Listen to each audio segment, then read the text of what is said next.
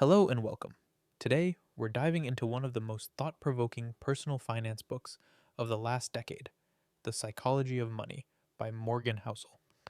Unlike most finance books that focus on spreadsheets, investments, and strategy, this book zooms in on something much deeper: our behavior. Because when it comes to money, how you think is often more important than what you know. So let's break down the core lessons and reflect on how they play out in today's world. 1. Doing well with money has little to do with how smart you are.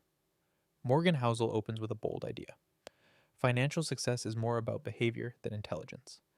You can be brilliant and still make terrible financial decisions because emotion, fear, greed, and ego can override logic. In today's world, this plays out on social media and investing apps.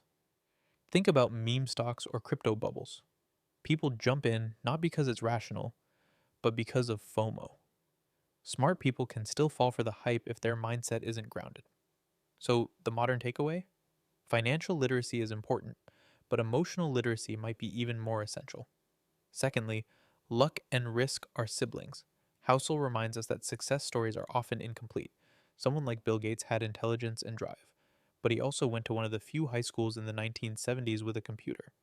On the flip side, someone can do everything right and still fail, because risk is always part of the equation.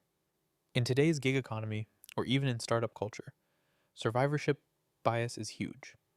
We celebrate the winners, but forget how many others tried and didn't make it. It's important to stay humble and not assume that outcomes are only based on effort. Gratitude and risk management go hand in hand, today more than ever. Thirdly, saving is the gap between your ego and your income. This is a big one. People often assume that building wealth requires a high income, but Housel flips that on its head. It's not about what you earn, it's about what you keep. With influencers, lifestyle inflation, and buy now, pay later culture, it's easy to spend for appearances. But true wealth is invisible. It's the money you don't spend. In modern life, being financially independent means making peace with not trying to impress others. Fourth, compounding only works if you give it time. One of the most powerful stories in the book is how Warren Buffett made the majority of his wealth after age 60. Compounding takes patience, and yet we often chase quick wins. In our fast-paced, instant gratification world, investing long-term seems boring. But building lasting wealth is about consistency and time, not viral opportunities. This means investing not just your money, but your energy, relationships, and skills, slowly, patiently, every day.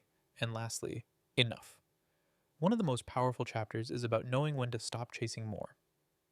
People get caught in a never-ending cycle of just a little bit more. And that's often what leads to ruin. In modern life, ambition is rewarded, but not always balanced. Mental health struggles, burnout, and disconnection often come from chasing things we don't truly value. The real flex today? Contentment. Knowing when enough is truly enough. So, what's the psychology of money really about? It's not just about dollars, it's about discipline, humility, patience, and perspective. Whether you're investing, saving, or simply trying to make sense of your financial goals, Housel's lessons remind us that how we think about money is what shapes our future. Thanks for tuning in. And remember, the best money strategies begin in the mind.